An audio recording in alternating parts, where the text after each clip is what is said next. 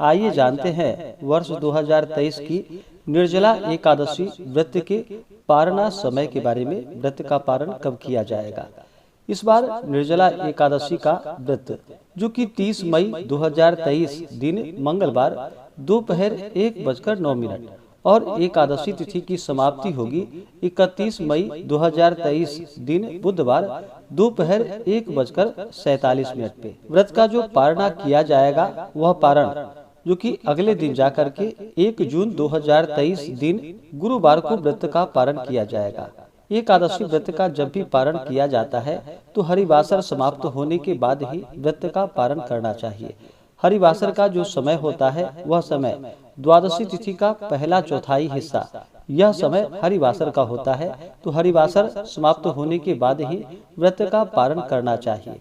द्वादशी तिथि की जो समाप्ति है वह 1 जून 2023 दिन गुरुवार को दोपहर 1:40 पे द्वादशी तिथि की समाप्ति है।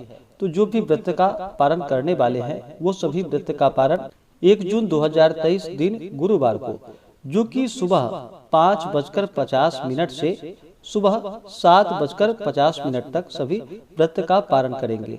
निर्जला एकादशी व्रत का पारण जो कि तिलेन पारणम, तिल से व्रत का पारण है। आप चाहें तो तुलसी दल और जल से व्रत का पारण करें।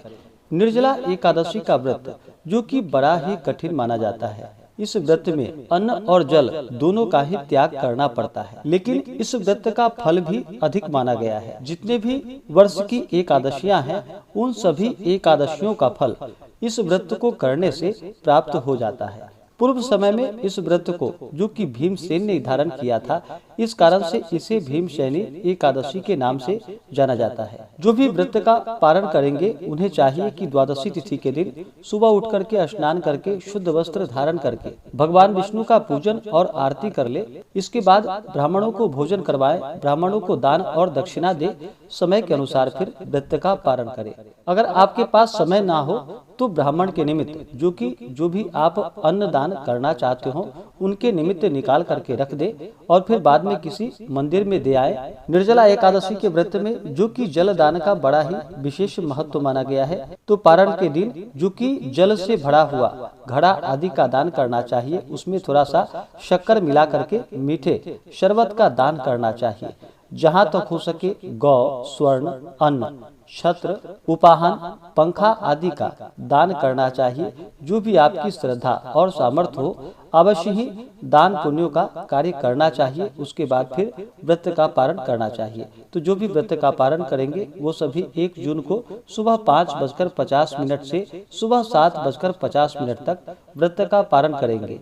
अगर इस समय में व्रत का पारण नहीं कर पाते हैं तो अंतिम जो कि सुबह 10 बजे तक आप सभी व्रत का पारण करें, लेकिन खास करके सुबह 5:50 से सुबह 7:50 तक व्रत का पारण करें तो बड़ा ही लाभकारी होगा।